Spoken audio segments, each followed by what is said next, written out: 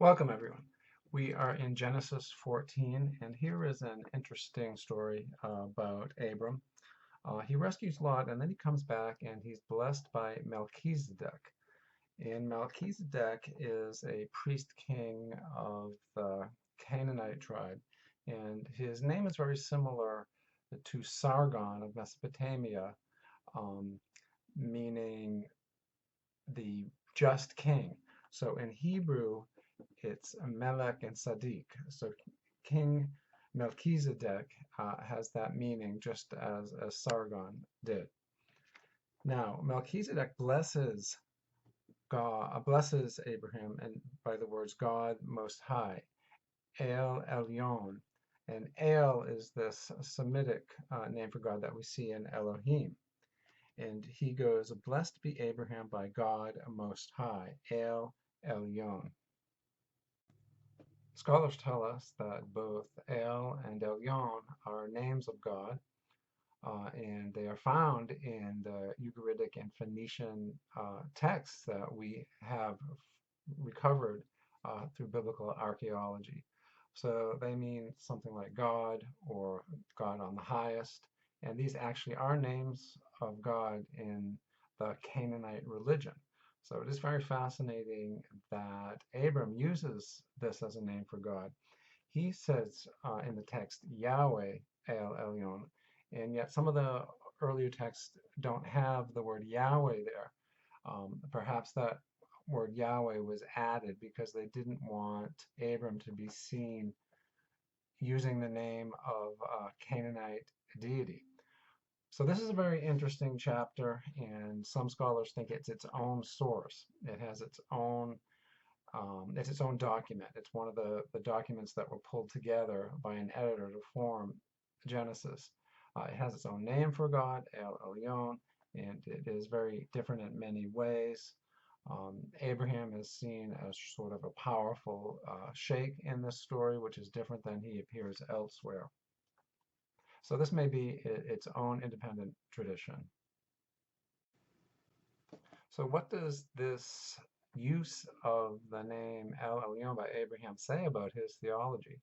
Was he really the first monotheist? That is somehow how he is remembered in the various traditions. James Krugel writes that when it comes down to cases, not a single verse in the book of Genesis actually says that Abraham believed in the existence of only one God. End of quote. And it does seem that this idea that Abraham is the first monotheist is something that really is more of an interpretation of Abraham that became normative. But when we actually look at who Abraham is, we see him willing to swear by a Canaanite god, even though the word or name Yahweh is added before it in some of the texts.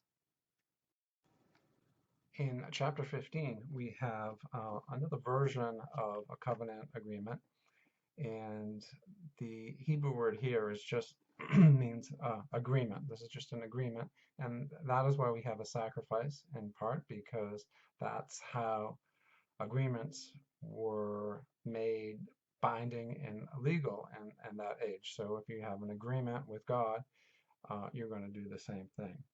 Here, Abram brings up that he's childless, but Yahweh promises that he will have children and progeny as numerous as the stars in the sky. There is a mention of his descendants being enslaved for 400 years after he falls into this deep sleep. So this is another appearance, theophany of the divine in sleep. And then at the end, in verse 18, it is written, on that day, Yahweh made an agreement with Abram, saying, to your descendants I give this land from the river of Egypt to the great river, the river Euphrates. So that's verse 18 of chapter 15. And I want to pause at this agreement that this land, and this land from Egypt to the Euphrates, this is all of the Middle East. So in a sense, Yahweh is very clearly promising to Abraham the entire Middle East. Um, and we have to ask, is that grandiose? What is this? What about the people who live on that land already? And spiritually, why is this important? What does it matter really to Abram, to Abraham, that his descendants far in the future might possess this land? How could he know that?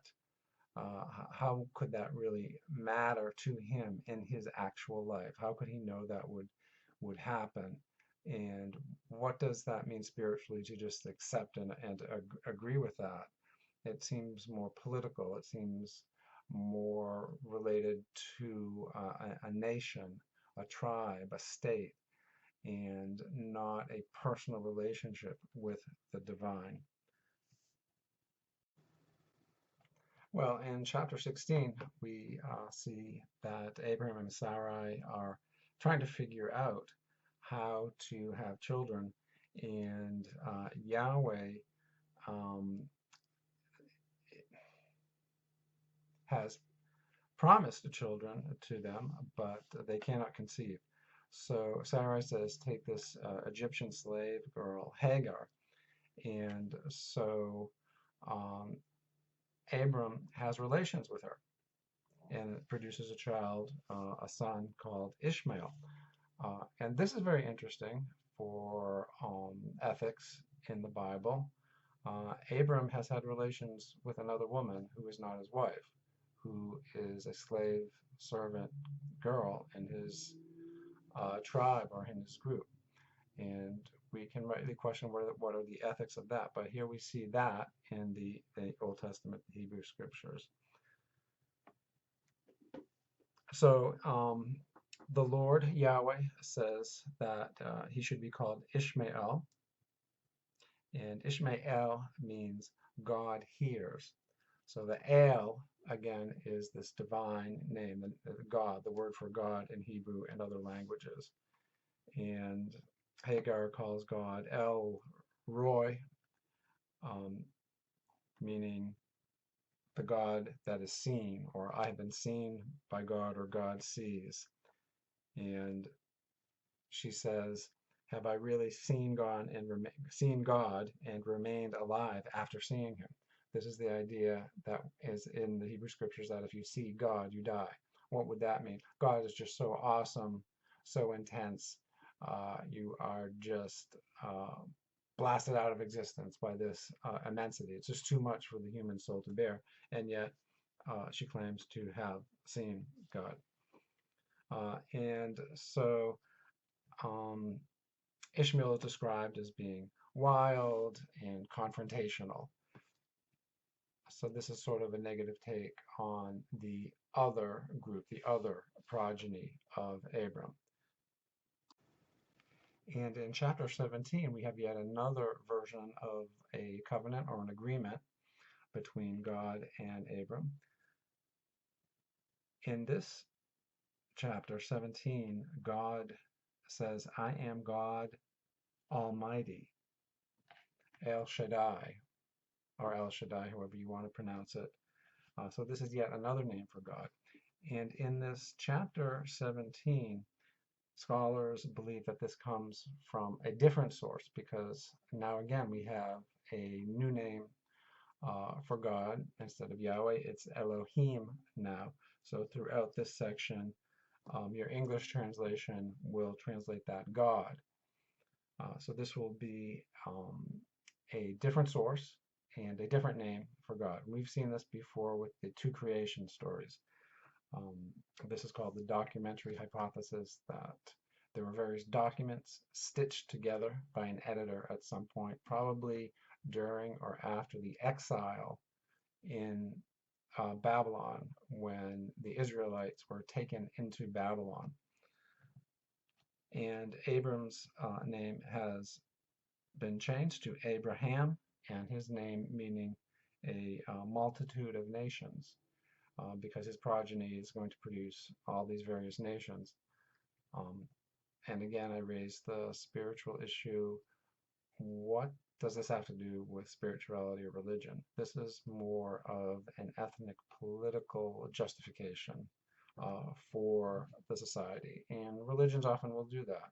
Religion is not just about individual relationships with divine, individual emotions or spirituality, uh, but religion often relates to the state.